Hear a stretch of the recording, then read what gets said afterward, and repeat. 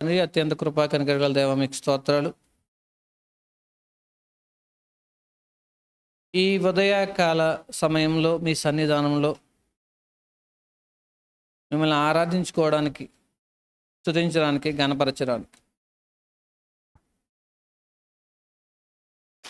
మీ సన్నిధానంలో మేము కూడి ఉన్నాం దేవా. తండ్రి, మీకోసం ఇంకా బాగా పనిచేయాలని, మీరు చేసిన మేలుని బట్టి మీకు కృతజ్ఞతాస్తులు తెలియజేయాలని, మీరిచ్చిన జీవితాన్ని బట్టి సంతోషిస్తూ మా జీవితాన్ని ముందుకు కొనసాగించడానికి, మాకు మీరు పాఠాలు నేర్పుతారనే ఉద్దేశంతో మీ సన్నిధానాన్ని సమీపించాం. సందేశం ఇది శక్తివంతమైనది.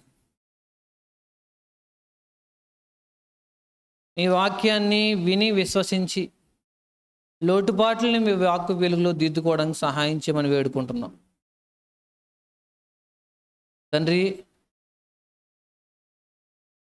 సందేశం మీది శక్తివంతమైనది, మా ఆత్మలు రక్షించేది, కఠినపరచబడకుండా స్వీకరించడానికి సహాయం చేయమని మా ప్రభువైన యేసుక్రీస్తు నామములో అడుగుచున్నాం పరమ తండ్రి, ఆమేన్.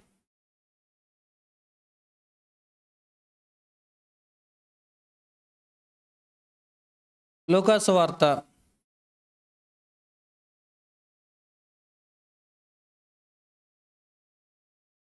13వ అధ్యాయము 6 నుండి 9 వచనాలు. లూకాసు వార్త 13వ అధ్యాయం 6 నుంచి 9 వచనాలు. మరియు ఆయన వారితో ఈ ఉపమానం చెప్పాను.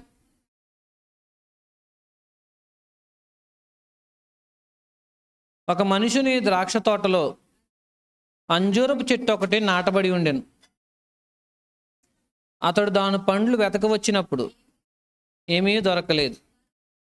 కనుక అతడు, ఇదిగో 3 ఏండ్ల నుండి నేను ఈ అంజూరపు చెట్టున పండ్లు వెతకవచ్చుచున్నాను, కానీ ఏమీ దొరకలేదు.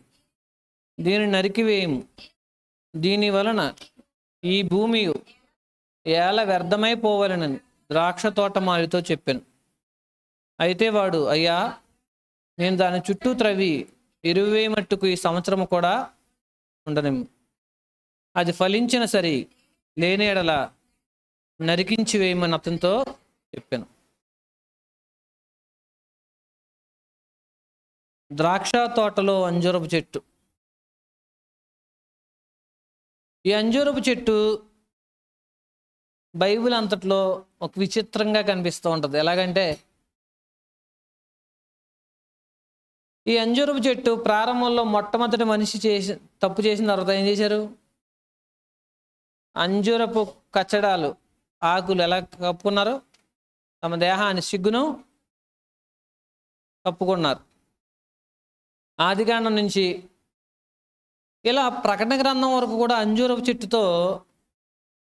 అంజూరపు చెట్టు గురించి దేవుడు చెప్పిన సందర్భంలో ఎక్కువ శాతం మనుషుల యొక్క అవిధేయత, భక్తిహీనత దాని చుట్టూ తిరుగుతూ ఉంటుంది. అయితే ఈ యజమాని ద్రాక్ష తోటలో అంజూరపు చెట్టు వేశాడు. ఈ అంజూరపు చెట్టు వేయడానికి ఒక కారణం ఏంటంటే, అంజూరపు చెట్టు అన్ని కాలాల్లో కూడా కాయలు కాస్తాయి. Seasonal, unseasonal. మామిడికాయలు వేసవకాలంలోనే కాస్తాయి. కొన్ని కాయలు చూడండి, ఆ కాలంలోనే, సీతాఫలాలు అనుకోండి, శీతాకాలం, వర్షాకాలం చివరి తర్వాత శీతాకాలం ప్రారంభంలో కాస్తూ ఉంటాయి. సో అంజూరపు చెట్టుకున్న ప్రత్యేకత ఏంటంటే, సీజన్లో కాస్తుంది, అన్సీజన్లో కూడా కాస్తుంది. దాని కాలంలో కాస్తుంది, దాని కాలం కాని కాలంలో కూడా. కొన్ని మామిడి చెట్లు మనం వేసుకుంటూ ఉంటాం.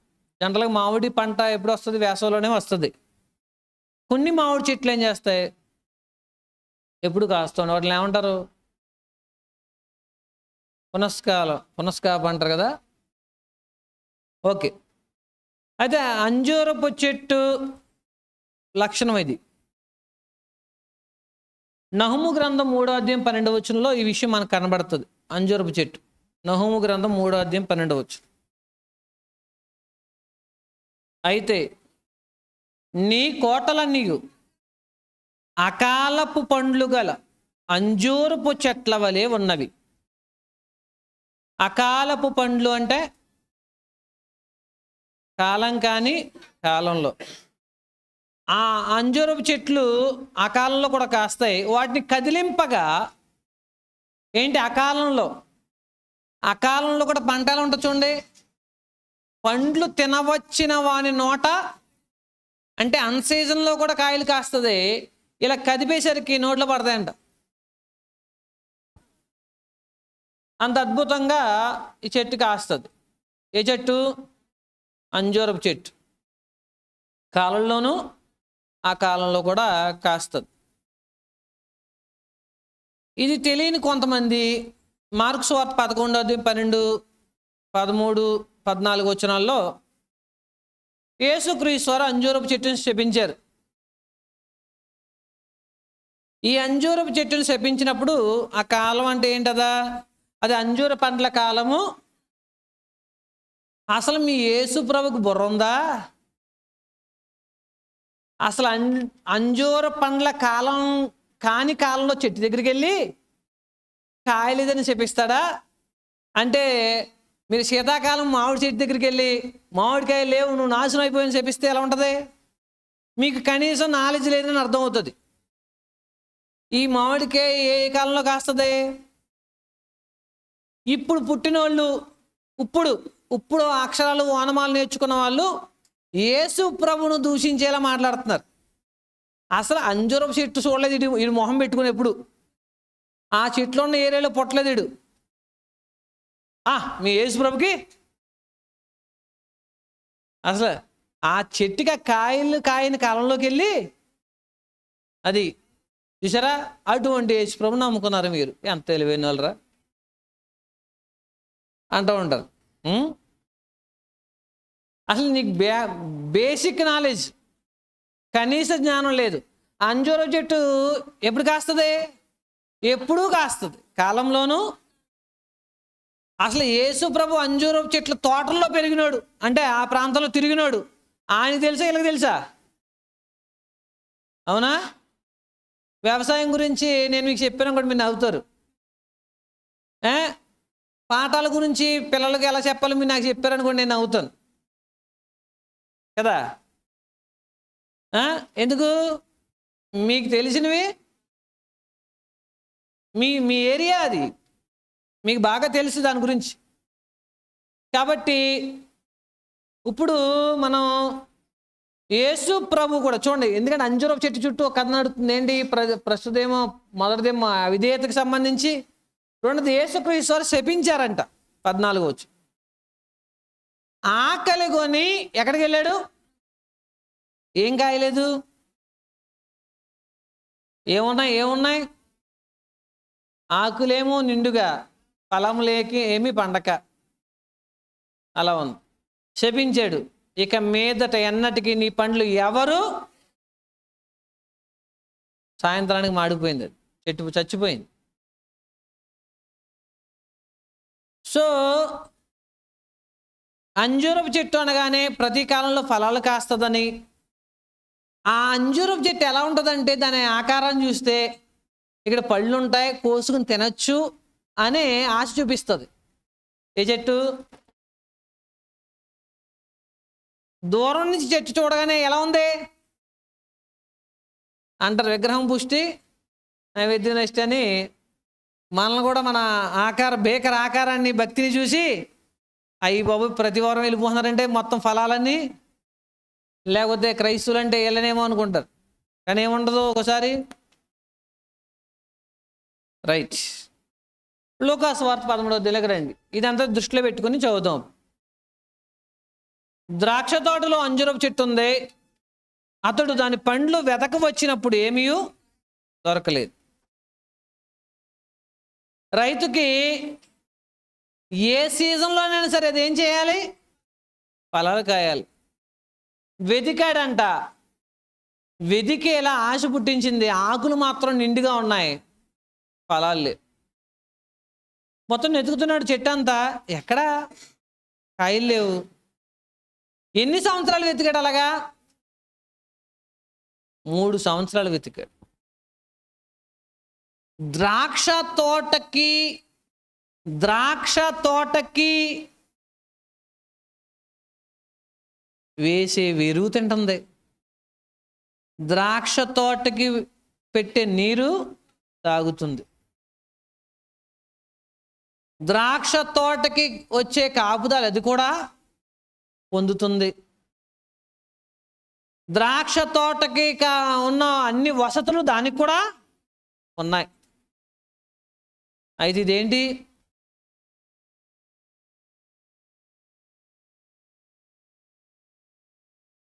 అప్పుడు ఆయన ఏమంటున్నాడు చూడండి, ఏమీ దొరకలేదు, దీనిని నరికివేయము. దీని వలన ఈ భూమి ఎలా వ్యర్థమైపోవాలని. ద్రాక్ష తోటమాలితో మనకి వ్యవసాయం చేస్తాం, మనకు బాగా తెలుసు. మొక్కల్ని ఎప్పుడు నరికేస్తాం? కాయలు కాయినప్పుడు, అది నీడనివ్వనప్పుడు, మనకి ఎందుకు పనికిరాదు అనుకున్నప్పుడు ఆ చెట్టుని తీసేస్తూ ఉంటాం. ఎందుకు తీసేస్తామంటే దానివల్ల స్పేస్, అక్కడ నేల వేస్ట్. దానికంటే ఇంకొక మొక్క వేసుకుంటే నీడ ఉంటుంది, పంట ఉంటుంది. కనీసం ఈ జ్ఞానం కలిగిన మనమే ఒక ఫలించిన చెట్టుని ఏం చేయాలనుకుంటాం? తీసివేయాలనుకుంటాం. దీని గురించి ఆలోచిద్దాం. దీంట్లో దేవుడు అంటే ఏంటో, మనమేంటి ఏంటో మనకు కనబడుతుంది. ఒకటే, నాటిన యజమాని పండ్లు వెతుకుతాడు. అసలు ద్రాక్ష తోటలో అంజూరపు చెట్టు, అందుకే ద్రాక్ష తోట ఏంటనుకుంటున్నారు? సంఘం. అంజూరపు చెట్టు అంటే ఎవరో ఇప్పుడు తెలుస్తుంది అన్నమాట.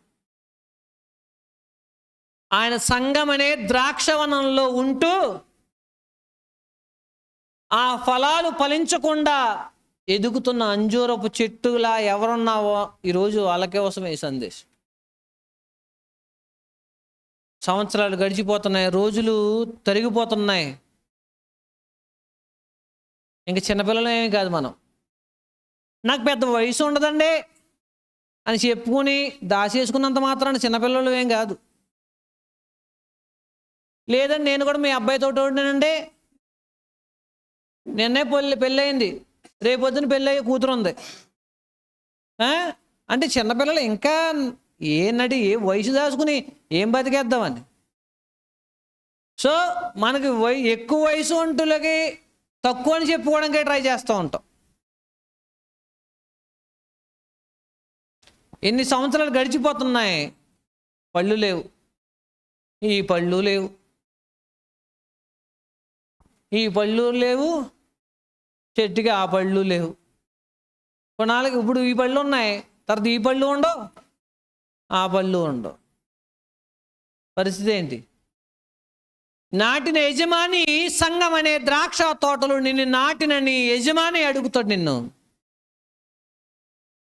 ఏవి పళ్ళేవి, ఫలాలేవి, ఏవి? నిన్నే మొన్న వేసారండి, అప్పుడే అడిగేస్తున్నారంటే 3 సంవత్సరాలు. ఎన్ని సంవత్సరాలు? ఆ మొక్క చెట్టు అవడానికి టైం పడుతుంది. ఆ చెట్టు అయిన తర్వాత ఫలాలు కాసే సమయాన్ని నుంచి వెతకడం మొదలుపెట్టాడు. చిన్నపిల్లలు, యవనస్తులు, చదువుకునే వాళ్ళు, అమాయకులు, ఆడపిల్లలు, మగపిల్లలు, ఎన్ని సంవత్సరాలు అయిపోయినాయి మీకు చూడండి. బాధ్యతలు నెరవేర్చేటప్పుడు మేము ఇంకా చిన్నపిల్లలు అంటారు. బండి తోలేటప్పుడు ఇంకా చిన్నపిల్లలం కాదు. భోగాలను అనుభవించేటప్పుడు ఏం కాదు, చిన్నోళ్ళం కాదు. మనం ఎక్కడైనా వయసు తక్కువ చెప్పుకుంటాం, పెన్షన్ రాస్తున్నారని చెప్పండి. నేను ఎన్టీ రామారావుతో కలిసి పుట్టానండి, ఆయన ముందు చనిపోయి చచ్చిపోలేదంతే. లేకపోతే ఇంకా ఇప్పుడు స్వతంత్ర ఉద్యమంలో కూడా పాల్గొన్నాను నేను, ఎందుకు ఇప్పుడు ఏం రాదు, స్వతంత్ర ఉద్యమ పెన్షన్ రాసేస్తారా? మనం ఫలించాలని అడిగినప్పుడు ఇంకా చిన్నపిల్లలు అండి. ఏంది దేని చిన్నపిల్లలు? ఎన్నేళ్ళు అయింది మనం దేవుళ్ళలోకి వచ్చి?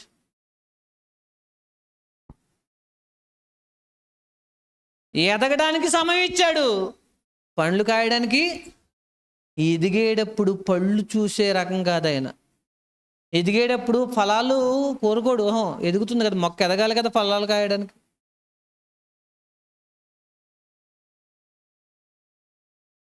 మనం ఎదిగేమా లేదా చెప్పండి? ఎదిగేమా లేదా? మనం దేవుళ్ళో ఎదిగామా లేదా? ఎదిగితే మీ మాటకు మీరే సాక్షులు. ఇప్పుడు ఏం కావాలి? ఎదగలేదంటే అది వేరేలో ఉంటుంది. ఎదిగాం కదా మనం. ఎదగలేదని చెప్పినా అది నిజంగా ఎదగలేదని చెప్తే కుదురుతుందా? కుదరదు. పండ్లు కాయడానికి సమయం ఇచ్చాడు.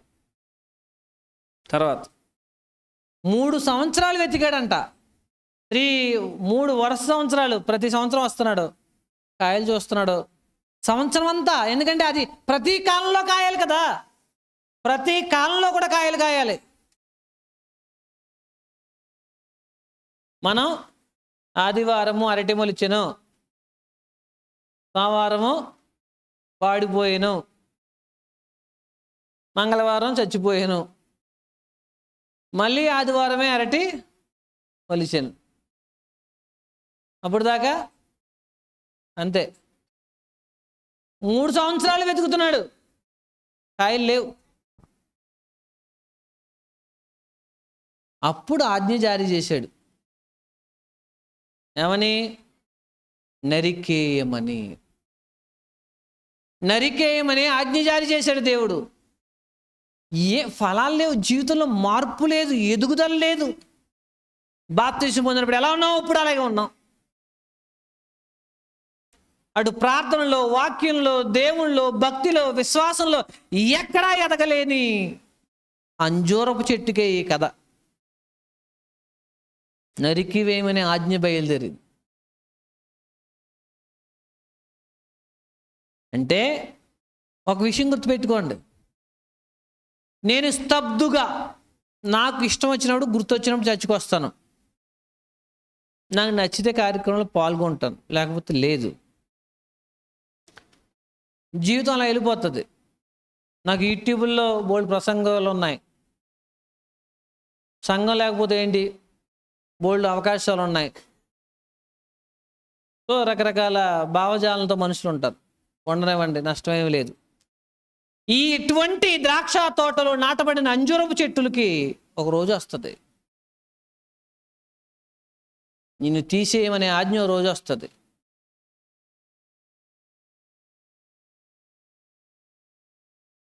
ఇంత మంచి అవకాశం ద్రాక్ష తోటలో నాటాడు నిన్ను. సారవంతమైన నేలలో నాటాడు, ప్రొటెక్షన్ ఉంది, నీరుంది, అన్నీ ఉన్నాయి. ఫలించట్లా. నరికేయమంటే ఎందుకు నరికేయాలో రీజన్ చెప్పాడు యజమాని. చూడండి, యజమానికి హక్కు ఉంది. నాటిన మొక్కని నరికేసే హక్కు ఎవరికి ఉంటుంది? యజమానికి ఉంటుంది. ఫలించని ప్రతి చెట్టు నరికివేయబడుతుంది. అది ఆజ్ఞ యొక్క అర్థం. భూమి ఏమైపోతుంది? నా 3 సంవత్సరాల ప్రయాస వ్యర్థం, భూమి సారం వ్యర్థం. ఎందుకు ఇది? ఇన్ని రోజులు గడిచిపోతున్నాయి మనం.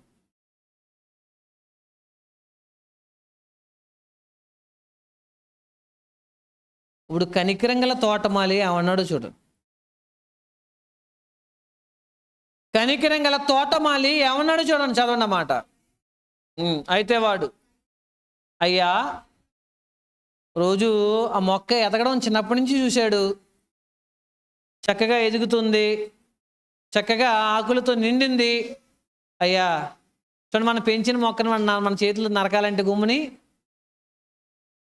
ఆ నరకడానికి ముందు చాలా ప్రయత్నాలు చేస్తూ ఉంటాం. ఏమన్నా కాస్తుందో ఏమోనని,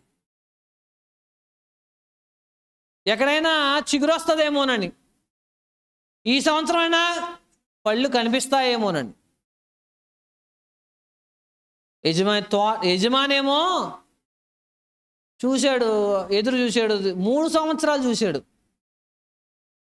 ఈ తోటమాలి ఏమన్నాడు? కనికరం గల తోటమాలి ఏమన్నాడు? ఇంకొక సంవత్సరం ఇవ్వండి. ఏం చేస్తాను? చుట్టూ తవ్వుతాను, ఎరువు వేస్తాను.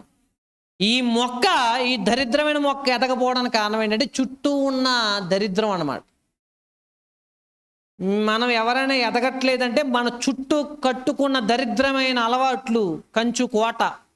నేను నీతిమంతుడిని, తెలివైనోడిని, భక్తిపరుణ్ణి, నాకు తెలిసిలే, నా చెప్పొచ్చేరులే, ఇటు అనుకుంటారు కొంతమంది.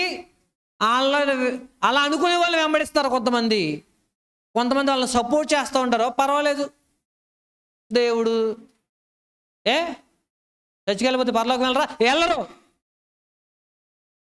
ఖచ్చితంగా చెప్తున్నాను. దేవుని సంఘం అంటే విలువ లేదా? నీకు విలువ లేదు పరలోకంలో. ఇదేమన్నా దేవుడు అంటే ఆషామాష విషయమా? అంటే మనకు నచ్చినప్పుడు భయం వేసేసింది, ఇప్పుడు పాతాళానికి పోతామని బాప్తిసం పొందేశాం. అప్పుడు మాత్రం భక్తి పొంగిపోయింది, వణుకొచ్చేసింది, నరకంలో పడేస్తాడేమోనని. ఇప్పుడు ధైర్యం వచ్చేసింది. కానీ మనకేం కావాలి? అవసరం లేదు, దేవుడు ఏమీ అవసరం లేదు. ఆపద వస్తే మాత్రం గుర్తొచ్చేయాలి దేవుడు. ఎందుకు ఇవన్నీ? ఎందుకు ఫలించలేకపోతున్నాం? ఎందుకు ఖచ్చితమైన తీర్మానం చేసుకోలేకపోతున్నాం? ఎందుకు స్థిరమైన నిర్ణయం తీసుకోలేకపోతున్నాం? నేను దేవుని కోసం బతకడానికే పుట్టినోడిని, బతుకుతాను. ఆయన బ్రతికిస్తాడు, పోషిస్తాడు. నేను బ్రతకపోవడం నా రెక్కల కష్టార్జితం మీద ఆధారపడి ఉండదు, దేవుని దయ వల్ల మాత్రమే ఆధారపడి ఉంటుంది. కానీ చుట్టూ ఉండే పరిస్థితులు మనల్ని ఏం చేస్తాయి? చుట్టూ ఉన్న పరిస్థితులు చుట్టూ చెత్త చేరింది. ఎరువులు, మంచి నీరు వేర్లకు వెళ్ళనివ్వట్లేదు. నేల గట్టిపడిపోయింది, మొక్క దగ్గర తవ్వాలి.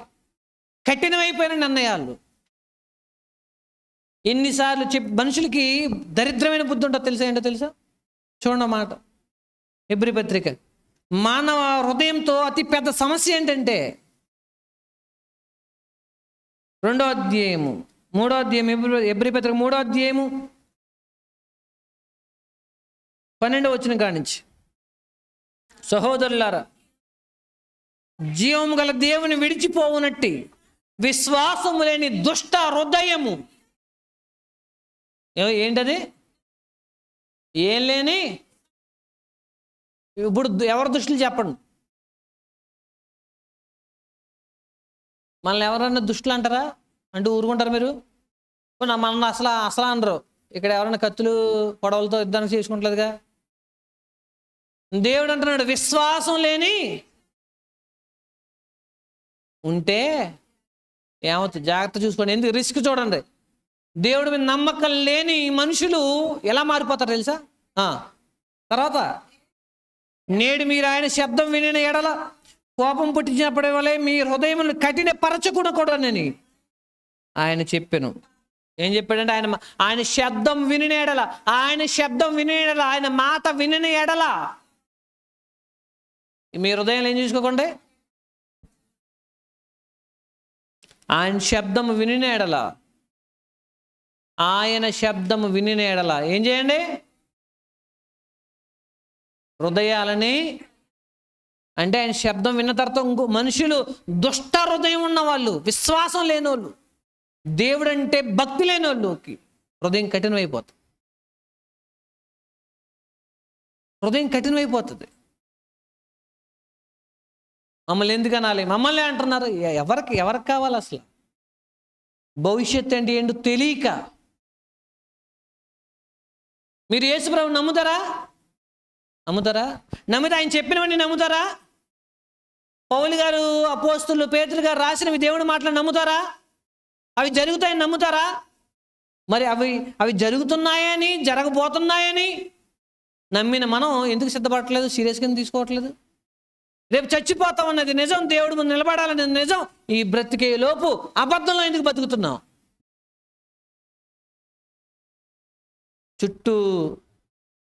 మన చుట్టూ లౌకిక జ్ఞానాన్ని, మానవ అవిధేయతని పోగేసుకుని ఫలించడానికి ఎంత నిర్లక్ష్యం చూడండి. అప్పుడు ఇతను అడుగుతున్నాడు తోటమాలి, అయ్యా దీని జబ్బు నాకు తెలుసు, అర్థమైంది, ఎందుకు ఫలించట్లేదు? ఏం చేస్తాను? చుట్టూ తవ్వుతాను.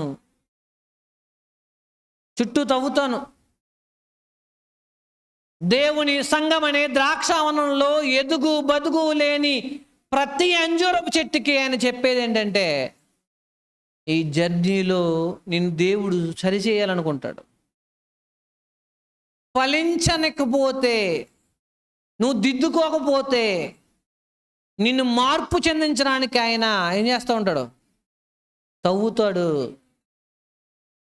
కదిలిస్తాడు. నీ జీవితంలో నీకు కష్టాలు, శ్రమలు ఎదురవుతున్నాయంటే ఆలోచించుకోవాలి. మనల్ని పరిశోధిస్తున్నాడా? దేవుడు మనకు బుద్ధి చెప్పాలనుకుంటున్నాడా? ఎరువు కావాలి. ఆయన మాటల్ని సంఘంలో, ఆయన మాటల్ని, వాక్యం అనే ఎరువేసి పెంచుతాను. తోటమాలాడు ఇంకొక సంవత్సరం తర్వాత ఏమన్నాడు? తోటమాలి ఏమన్నాడు?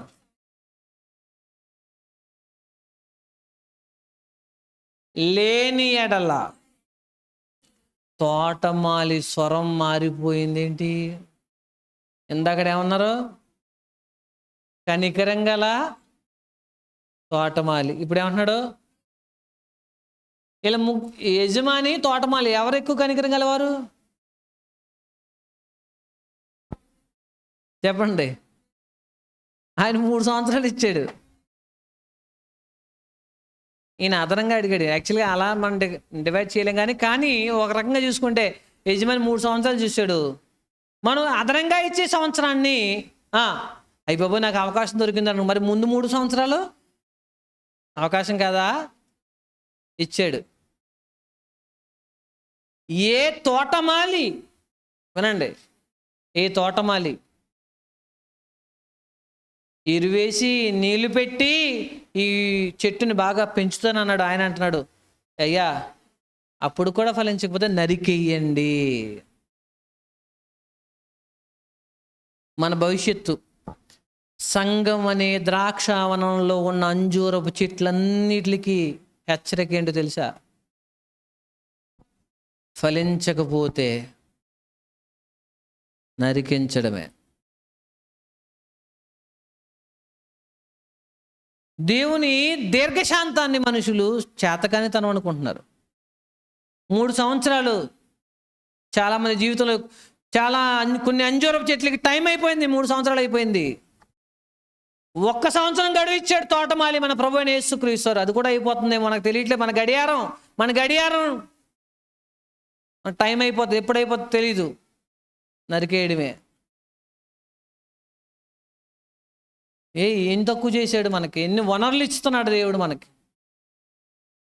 ఇంకా తిట్టుకోవడం, కొట్టుకోవడం, దెబ్బలాటలు, అవి ఇవి, ఒకరి మీద ఒకరు చెప్పుకోవడం, ఇంకా ప్రేమ ఆప్యాయతలు లేకుండా, సహోదర ప్రేమ లేకుండా, దేవుని మీద భయభక్తులు లేకుండా,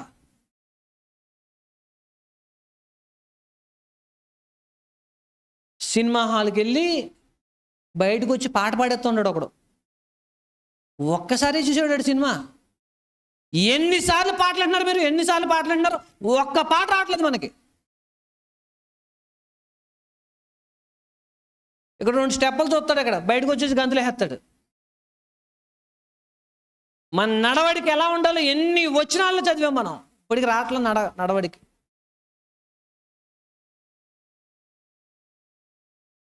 ఏంటి పరిస్థితి? ఆ అంజూరపు చెట్లన్నిటికీ పరిస్థితి ఏంటి? కృప ఉంటుంది, తీర్పు కూడా ఉంటుంది. కొంతమంది తెలియక హాఫ్ నాలెడ్జ్ ఉంటారు, సగం నాలెడ్జ్.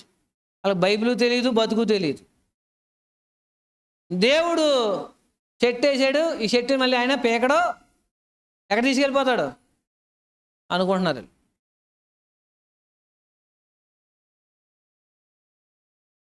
కానీ 3 సంవత్సరాలు అదనంగా ఇంకొక సంవత్సరం ఏమిచ్చాడు? కృపానుగ్రహించాడు. ఇంకో విషయం తెలుసా? ఆ సంవత్సరం అయిన తర్వాత ఏంటి ఆ చెట్టు పరిస్థితి చెప్పండి. ఫలించకపోతే 1 సంవత్సరం కృపిచ్చాడు అని మనం అనుకుంటున్నాం. ఎట్ ద సేమ్ టైం ఆ రోజే సంవత్సరం తర్వాత నువ్వు పోతావు అనేది కూడా రాశాడు. ఫలించకపోతే ఈ సంవత్సరం కృపానుగ్రహించిన దేవుడు ఆ సంవత్సరం తర్వాత కూడా చెప్తున్నాడు ఏమని? లేని ఎడల నరికేయండి.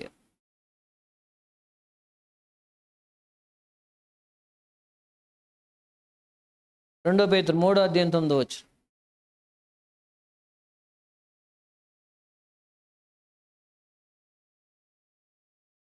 కొందరు ఆలస్యం అని ఎంచుకున్నట్లు ప్రభువు తన వాగ్దానమును గూర్చి ఆలస్యము చేయవాడు కాడు గాని ఎవడును నశింపవలని ఇచ్చేయింపక అందరూ మారు మనసు పొందవలనని కోరుచు మీ ఎడల దీర్ఘశాంతం గలవాడు.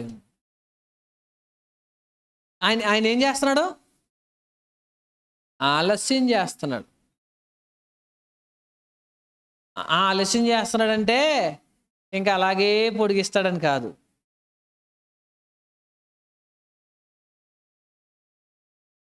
మీరు బైబిల్ చదవదు అనుకుంటారు, ఇప్పుడు దాకా అవ్వదు. ఇప్పుడు మే నెలలో చదివేద్దాం అనుకుంటారు, అవ్వదు. డిసెంబర్లో చదివేద్దాం అనుకుంటారు, మొత్తం అంతా. డిసెంబర్కి 365 రోజులు ఉండవు, 31 రోజులే ఉంటాయి. అవునా? ఎంత ధైర్యం చూసారు మనకి. నాకు డిసెంబర్ ఉంది అనుకుంటున్నావు, దానికి 365 రోజులు ఉండవు. దాని తర్వాత కొత్త సంవత్సరం రాదా? కొందరు ఆలస్యం ఎంచుకుంటున్నారంట. ఆయన ఆలస్యం చేయవసేవాడు కాదు. ఎందుకు ఆలస్యం చేస్తున్నాడు మరి? ఎవడును నశింపవలెనని ఇచ్చేంపగా మారు మనసు పొందాలని దీర్ఘశాంతము.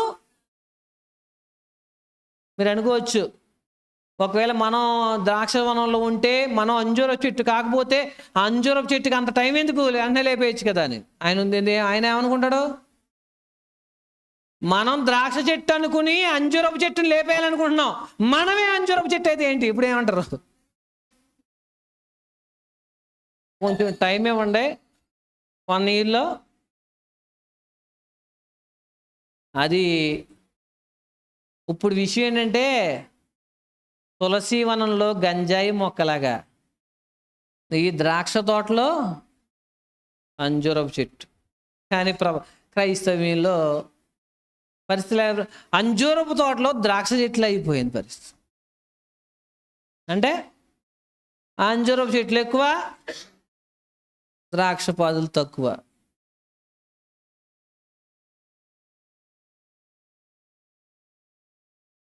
తర్వాత అందుకే చెప్పిన తర్వాత చూడండి, అసలు క్లైమాక్స్ ఇక్కడే ఉంది. ఆలస్యం చేస్తాడు. ఆలస్యం చేస్తాడంటే తీర్పును రద్దు చేసాడని కాదు. నెక్స్ట్ వచనంలో చెప్తున్నాడు, ప్రభువు దినమందు దొంగ వచ్చినట్లు వచ్చును. ఆలస్యం అవుతుందేమో కానీ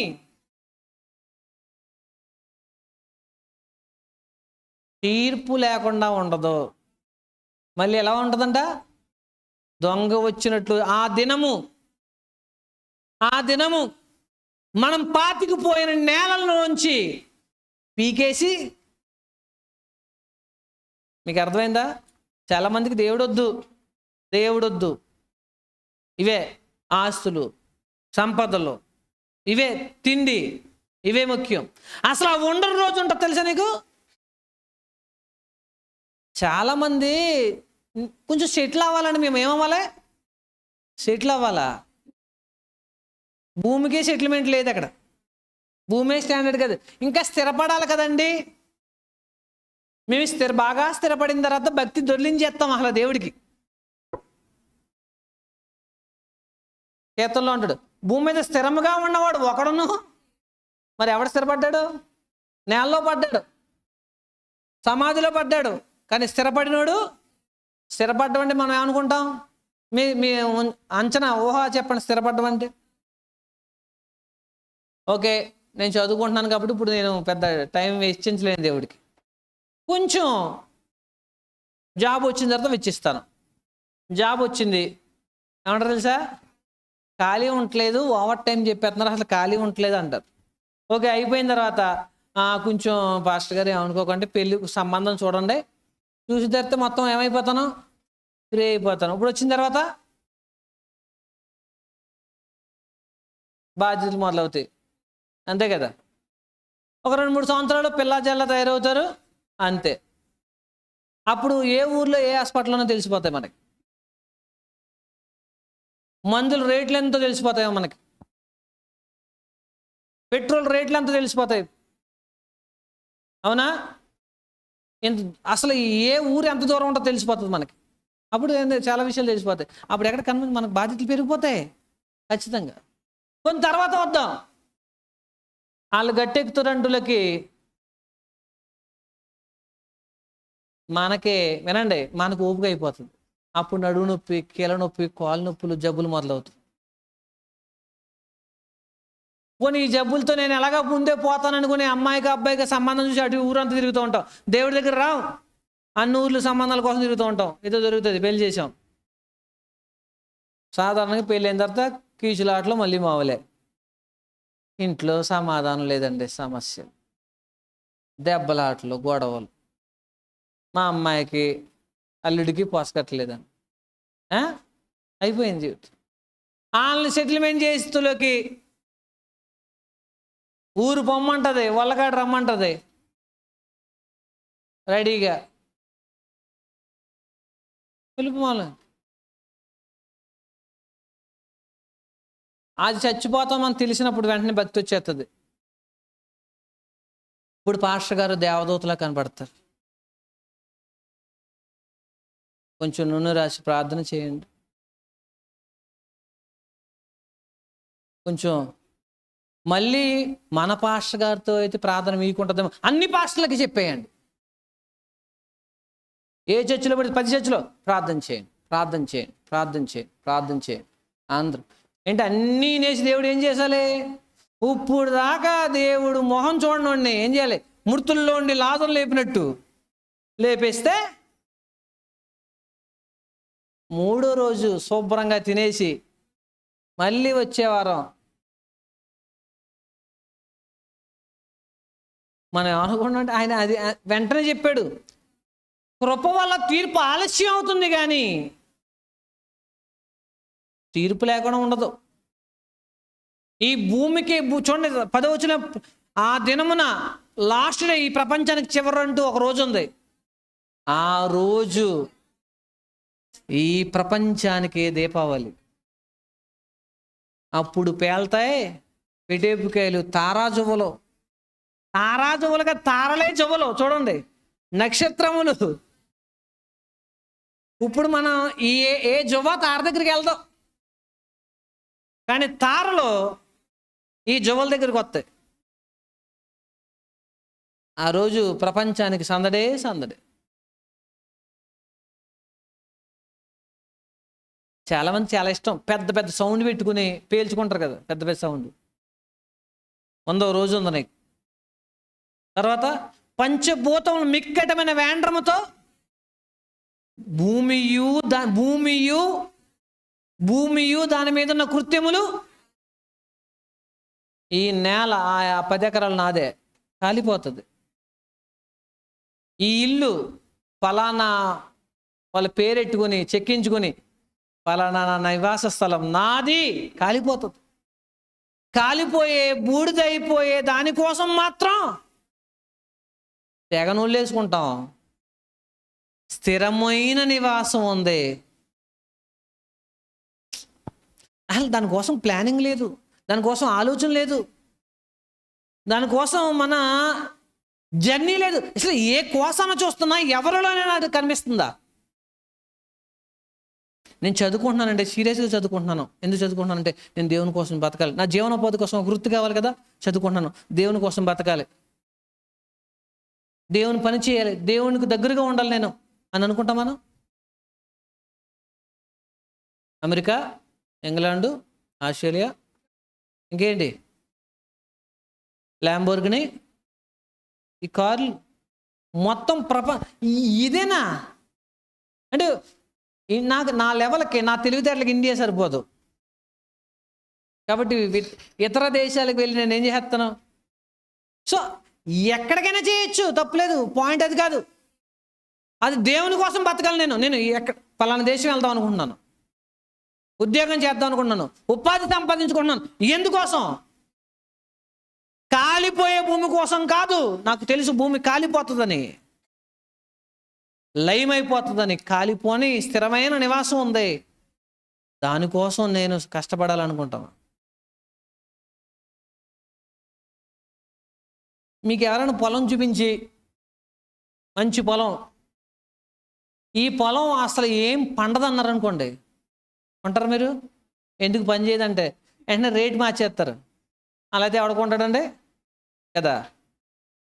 అసలు నేనేం చెప్తున్నానంటే బైబిల్ ఏం చెప్పిందంటే ఇది కాలిపోతుంది, ఇది ఈ నేల కాలిపోతుంది. ఆ మట్టి కోసం కొట్టుకు చచ్చిపోతున్నాం మనం, కాలిపోయేదానికోసం. ఉండదు అది కాలిపోతుంది. తేడా వస్తే మనం కూడా కాలిపోతాం. అది బూడిదవుతుంది, మనం బూడిదవ్వం, అంతే. ఈ ఆత్మ ఏమవుదు? బూడిదవ్వదు, కానీ కాలుతూ ఉంటుంది. మండుచున్న పొద. మండుచున్న పొద అంటే ఏంటి? పొద మండుతుంది కానీ ఏమవుదు? బూడిద అవ్వదు. మన జీవితాలు కూడా అంతే. రైట్. ఇప్పుడు సమస్య ఏంటి అంటే కృప వల్ల తీర్పు ఆలస్యం. కొంతమందికి ఆలస్యం, కొంతమందికి అది అవకాశం.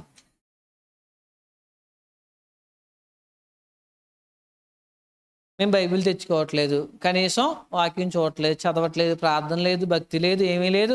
ఏం చేస్తాడో వెయిట్ చేయి, కొన్నాళ్ళు వెయిట్ చేయి, ఓపికపడి. ఆయన వెయిట్ చేస్తున్నాడు. నువ్వు మన గంతు వేయడానికి ఏం లేదు, ఆయన ఓపిక పడుతున్నాడు. చాలా ప్రేమ గలవాడు. తన సేవకుల ద్వారా చెప్పిస్తాను, చుట్టూ తవ్విస్తాను, ఎరువేయిస్తాను, అవకాశం ఇస్తాను. మనం ఏమనుకుంటున్నాం? అసలు చాలామందికి 3 సంవత్సరాలు అయిపోయిందని సంగతి తెలుసా? కొంతమందికి 1వ సంవత్సరం కూడా అయిపోతుందని సంగతి తెలుసా? పరిస్థితి ఏంటి? మాట్లాడే విధానము, నడవడిక, భక్తి జీవితం ఏమీ శ్రద్ధ లేకుండా కాలిపోయే భూమి కోసం ఏడుస్తున్నాం. మనం కాలిపోతామని ఆయన దీర్ఘశాంతం కలివాడని. ఆయన దీర్ఘశాంతం మట్టి నేల కోసం కాదు, మనుషుల కోసం. మనం ఆయన కోసం కాదు, ఎవరి కోసం? కాలిపోయే మట్టి కోసం. ఏమండి, మాకు ఇల్లు ఉండద్దు, ఉండండి, ఇల్లు కట్టుకోండి, వ్యాపారం చేసుకోండి, ఉద్యోగం చేసుకోండి, జీవనోపాధి చేసుకోండి, ఏదైనా చేసి కష్టపడి పని చేసుకోమని ఆయనే చెప్పాడు. ఆయన లేకుండా, ఆయన కాకుండా, ఆయన కోసం కాకుండా. రామపత్రిక 14వ అధ్యాయం.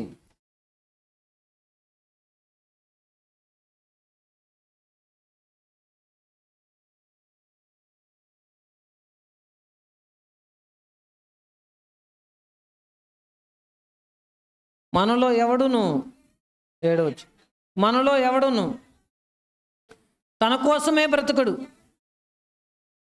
తన కోసమే చనిపోడు. మనము బ్రతికినను ప్రభు కోసమే బ్రతుకుచున్నాము, చనిపోయినను ప్రభు కోసమే చనిపోచున్నాము. కాబట్టి మనం బ్రతికినను చనిపోయినను ప్రభువారమై. ఇప్పుడు గుండెల మీద చేసుకుని చెప్పండి. ఇప్పుడు నేను బ్రతికినను ప్రభు కోసమే చనిపోయినను. నిజమా? బియ్యం డబ్బా ఖాళీగా ఉంటే, ఇంట్లో ఏమన్నా కొదువుగా ఉంటే, కడుపు నిండే వరకు ప్రపంచం ఏమైపోయినా మనకు అవసరం లేదు. అటువంటి మనం అసలు దానికి సమాధానం చెప్పాలి దేవుడి మాటకి. మనం బ్రతికినను ప్రభువు కోసమే. నిజం చెప్ప, ప్రభు కోసం బ్రతుకుతున్నావా? అయితే ప్రతిరోజు చర్చి పెట్టేద్దాం. వస్తారు, ఎంతమంది వస్తారు? ప్రతిరోజు పనిలోకి వెళ్తున్నాం, ప్రతిరోజు భోజనం చేస్తున్నాం, మరి ప్రతిరోజు ఎందుకు చర్చ్ ఉండకూడదు? ప్రతిరోజు పెడదాం, వస్తారు. అప్పుడు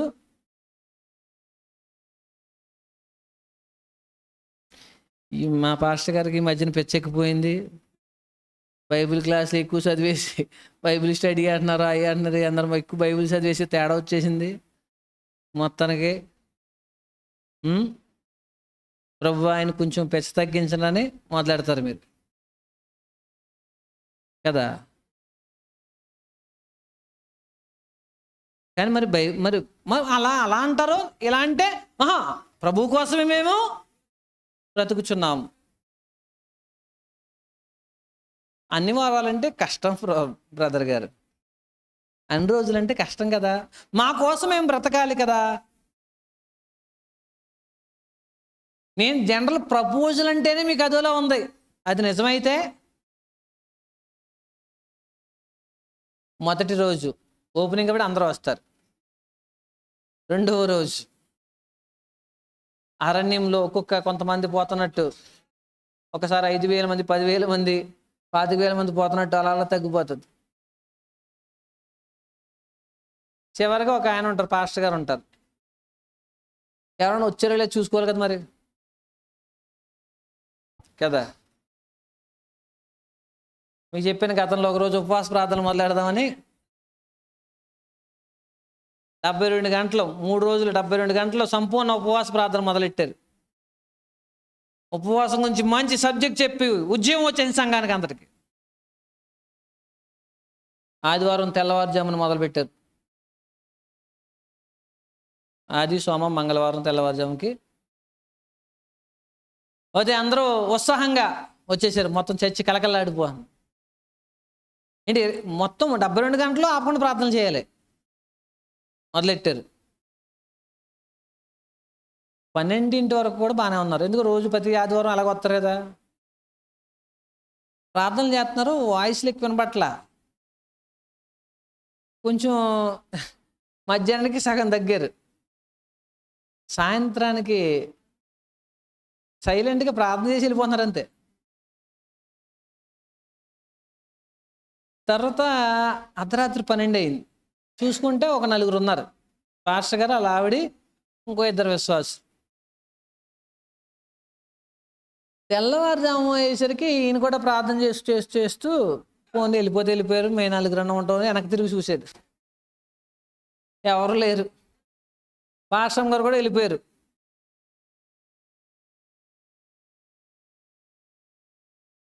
అసలు మనము బ్రతికినను ప్రభువు కోసమే.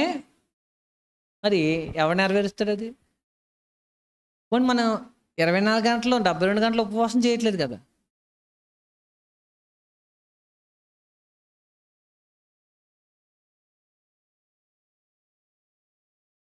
అబద్ధికులు దేవుని రాజ్యానికి వారసులు. మనం బ్రతికినను చూడండి. ఇప్పుడు ద్రాక్ష తోటలో వేయబడిన అంజూరపు చెట్టు మనమైతే మనకు ప్రమాదం ఉంది.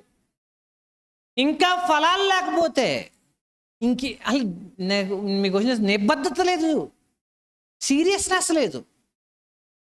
ఇది మన సంఘము. దీనికి ఒక టైం టేబుల్ ఉంది, దీనికి ఒక ప్రణాళిక ఉంది, నడుస్తుంది. మనం వెళ్ళాలి. నేను క్రైస్తవుడుగా నా ప్రభు కోసం నేను బ్రతుకుతున్నాను, పోనీ ఈ సమయాన్ని మీరు ఇక్కడ కేటాయించట్లేదు, పోనీ ఉపయోగపడే బంగారు గనులు ఏమైనా తవ్వుకుంటున్నారా? చెప్పండి, బంగారు గనులు ఏమన్నా పని చేస్తున్నారా? లేదు కదమ్మా. ఇది ఆశీర్వాదకరం, మన ఆత్మీయ జీవితాన్ని మేలు చేస్తుంది. మీరు వచ్చినా రాకపోయినా కార్యక్రమాలు జరుగుతూనే ఉంటాయి. రాని వాళ్ళు నష్టపోతున్నారనే బాధతో చెప్తున్నాను. నీటి సదుపాయం ఉన్న చెట్టుకి లేని చెట్టుకి ఎలా ఫలాలు తేడా ఉంటుందో మనకు కూడా అలాగే ఉంటుంది. ఒకవేళ మన జీవితంలో మార్చుకోవాల్సిన విషయాల్లో ఇంకా మార్చుకోకపోతే ఏ ఫలాలు చూస్తాడో చూసి ముగించేసుకుందాం. ఆయన ఫలాలు వెతుకుతున్నాడు మనలో. గలతీ పత్రిక 5వ అధ్యాయంలో ఆయన వెతికే ఫలాలు ఏంటో చూడండి. మనలో ఏం చూస్తాడు?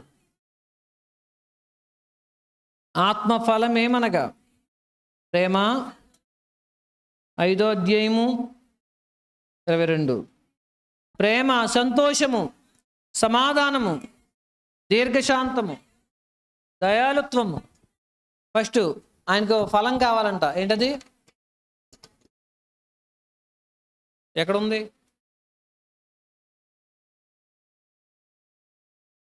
ఎక్కడుందండి? గలతీ పత్రికలో ఉందని కానీ ప్రేమ అనే ఫలం వచ్చి చూశాడు. మనుషుల మధ్య లేదు, సహోదరుల మధ్య లేదు. ఈ ప్రేమ లేని చెట్టు ఎందుకు ఉండాలి? ఇంకా నెక్స్ట్ సంతోషం. దేవుళ్ళు ఉన్నందుకు సంతోషం ఉందా? ఇంకెప్పుడు ఏడిపోయినా, ఇంకెప్పుడు ఏడిపోయి అది లేదు, ఇది లేదు, అది లేదు, ఇది లేదు, అది లేదు, ఇది లేదు, అది ఇది సంతోషంగా. అసలు మనం బాగున్నారంటే బాగున్నారని చెప్పినాడు ఒకళ్ళు లేడు. నా బాధలు తెలిసి నీకేం తెలుసమ్మా, రా కూర్చో, అంతే. అసలు ఏంటి, మామూలు విషయాల కోసం కాదు నేను అనేది. ప్రతి కంప్లైంట్స్, గొడవలు ఎందుకు? నా జీవితం చాలా హ్యాపీగా ఉందండి. మీరు వివాహం చేసుకున్నారు, పిల్లలు, మీ కుటుంబాన్ని బట్టి హ్యాపీగా ఉన్నారా? ఏం హ్యాపీ అండి, ఆయన చూస్తే ఎలాగా, ఈయన చూస్తే ఎలాగా. ఏంటి, బంగారం కొనమంటే కొనట్లేదు, ఈవిడి బాధ. మరి భోజనం పెడుతున్నారు, శుభ్రంగా పెడుతున్నారు. ఏంటి, అది కూడా అసంతే. సంతోషం లేదు జీవితంలో. అది పక్కన పెట్టండి. దేవుళ్ళో ఉన్న మనం దేవుణ్ణి కలిగినందుకు సంతోషం ఉందా అనే ఫలం చూస్తున్నాడు. ఎవరి మొక్కల్లో లేదు జీవితాంతం. ఎప్పుడు ఏదో కోల్పోయినట్టు. దేవుళ్ళు ఉన్నందుకు, దేవుణ్ణి కలిగి ఉన్నందుకు ఏది సంతోషం? తర్వాత సమాధానం. ఓకే, ఇదివరకు ఏదో జరిగింది, దేవుడు అంటే ఏంటో తెలియక కక్షలు, వివాదాలు, విభేదాలతో బతికం. ఇప్పుడు ఏమైంది? సమాధానం. సమాధానాన్ని సమాధి చేసి మనం ప్రేతాత్మలా తిరుగుతూ ఉంటాం, దయ్యాల్లాగా. ఎందుకు? సమాధానం అనే ఫలం లేదు. నెక్స్ట్ చూడు, దీర్ఘశాంతం, లాంగ్ సఫరింగ్. అది ఆత్మఫలం. చాలా ఊపికి పట్టాలి, చాలా ఓపిక పట్టాలి. ఇన్ని సంవత్సరాలు ఓపిక పట్టాడు ఆయన. మనకుంద ఓపిక ఇమీడియట్గా జరిగిపోవాలి, ఇమీడియట్గా అంటే ఐ మీన్ వెంటనే అయిపోవాలి. తేల్చేయండి ఈరోజు. ఏం తేల్చేది? ఓపిక పట్టు, ఎదురు చూడు, కంగారు పడకు. నెక్స్ట్ దయాలుత్వం. మనుషుల పట్ల దయ ఉందా ఏమన్నా?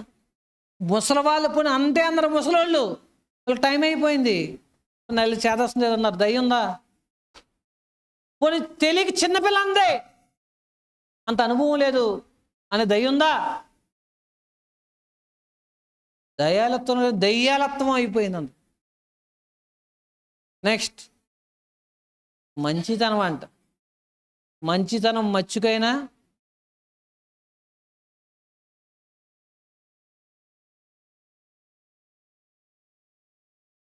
మీరు బస్సు ఎక్కారు, ముసలోళ్ళు ఉన్నారు నుంచుని, లేచి ఇడిస్తారు ఎవరా? ఎందుకు ఇస్తారు? నేను కచ్చీపి వేసుకున్నాను, రిజర్వేషన్ చేసుకున్నాను, ఇది ఎవరిది? అది పోనీ కూర్చోండి అమ్మా, అటువంటి కనీసం కూడా చేయలేమా. దేవుడు మనుషుల్లో మంచితనాన్ని కోరుకుంటున్నాడు. నెక్స్ట్, విశ్వాసం అనే ఉందా? అలా ఓ ఫలం దగ్గరికి వచ్చాడు, విశ్వాసం అనే ఫలం ఉందా? ఎప్పుడు అనుమానమే. దేవుడు ఎలా పోషిస్తాడు, దేవుడు ఎలా కాపాడతాడు, దేవుడు ఎలా దీవిస్తాడు, ఇవన్నీ మామూలే. ఈ ప్రసంగం అయిపోయిన తర్వాత వెంటనే ఎక్కువసేపు గుర్తుంచుకోకూడదు. గుర్తుంటే మనస్సాక్షి దోషారోపణ చేస్తుంది. వెంటనే డిలీట్ చేసేసి రీస్టార్ట్ చేసేయాలి. విశ్వాసం లేదు. నెక్స్ట్, సాత్వికం. ఏంటి? సాత్వికం. ఎక్కడైనా అణిగి మణిగి ఉండగలిగి తను తగ్గించుకునే జీవితం ఉందా? ప్రపంచంలో మీరు ఎక్కడైనా బతకగలరా? నేను చెప్పనా, మీరు మీ ఇంట్లో తప్ప ఇంకెక్కడ బతకలేరు.